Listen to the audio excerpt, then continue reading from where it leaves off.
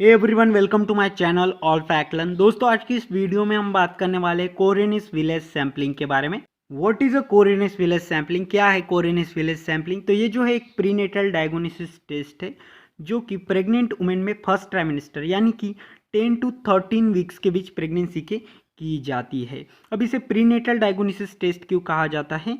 क्योंकि ये जो है बच्चा जब पेट में रहता है यानी कि बिफोर बर्थ ही यह टेस्ट की जाती है, बच्चा जब पेट में रहता है, इसीलिए इसे प्रीनेटल डायग्नोसिस टेस्ट कहा जाता है। अब यह टेस्ट करते कैसे है?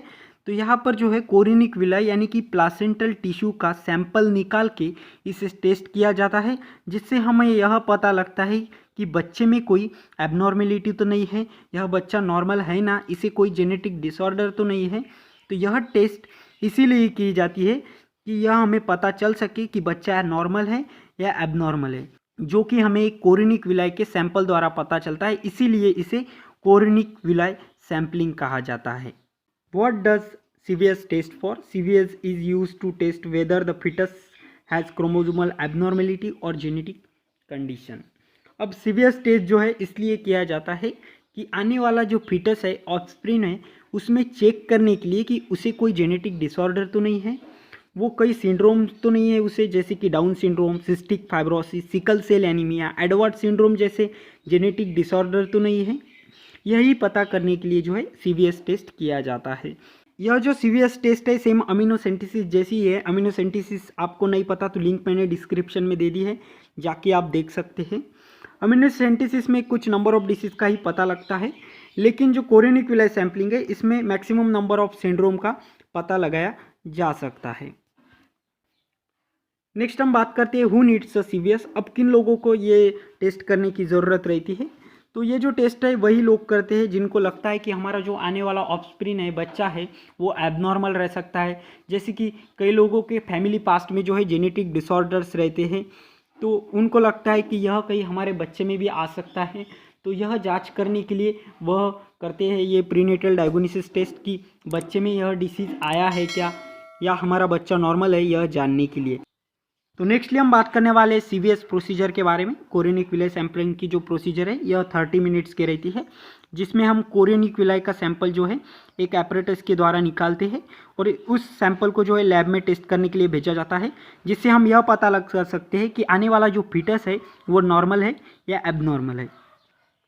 तो ये जो प्रोसीजर है दो टाइप्स में है, दो तरीके से हम इसे कर सकते हैं। तो पहला है ट्रांस सर्विकल और दूसरा है ट्रांस एब्डोमिनल। तो फर्स्टली हम जानते हैं ट्रांस सर्विकल। तो ट्रांस सर्विकल में क्या किया जाता है? एक एपरेटस के द्वारा, जिसे कि हम कैथेटर कहते हैं, कैथेटर जो है ये जो है वजाइना के थ्रू जो है इंसर्ट किया जाता है, कर्विक्स वजाइना के थ्रू जो है इंसर्ट किया जाता है, जिससे हम जो है बेबी के सराउंडिंग में, जैसे कि आप इस डायग्राम में देखिए है, बेबी के सराउंडिंग में जो कोरिनिक विलाई रहती है जिसे कि हम प्लासेंटल टिश्यू कहते हैं, तो इस प्लासेंटल के टिश्यू को जो है इस कैथेटर द्वारा जो है इसका सैंपल लिया जाता है और इस सैंपल को जो है लैब में टेस्ट करने के लिए भेजा जाता है। और टेस्ट से हमें यह पता लगता है कि ये जो फीटस है यह नॉर्मल है या एबनॉर्मल है, इसे कोई जेनेटिक डिसऑर्डर तो नहीं है, जिसे कि हम ट्रांस सर्विकल कोरिनिक विलाई सैम्पलिंग कहते हैं। अब नेक्स्टली जो है वो है ट्रांस एब्डोमिनल। ट्रांस एब्डोमिनल में क्या किया जाता है? ट्रांस एब्डोमिनल में क्या किया जाता है? यहाँ पर जो है एक नीडल के द्वारा जो है कोरिनिक विलाई का सैंपल लिया जाता है, नीडल जो है इंसर्ट कर दी जाती है और उसी के द्वारा जो है कोरिनिक विलाई का सैंपल लिया जाता है और इससे यह पता लगता है कि आने वाला ऑफस्प्रिंग जो है वो नॉर्मल है या एबनॉर्मल है। अब इस नीडल पे और इस कैथेटर पे नज़र रखने के लिए यहाँ पर जो है एक अल्ट्रासाउंड ट्रांसडक्टर रहता है, जो कि नीडल्स और कैथेटर का जो है वो बराबर से जा रही है या नहीं, पेस बराबर से है या नहीं, कहीं जो ऑफस्प्रिंग है उसको कोई इंजरी ना आ जाए, इस सब का ध्यान जो है यह अल्ट्रासाउंड ट्रांसडक्टर रखता है। तो नेक्स्टली हम बात करते हैं कोरिनिस विलेज सैम्पलिंग में रिस्क क्या है। तो ये जो टेस्ट है नॉर्मली 10 to 13 वीक्स के बीच की जाती है प्रेगनेंसी के। इससे पहले या इससे बाद में अगर हम करते हैं तो कॉम्प्लिकेशंस आ सकती हैं।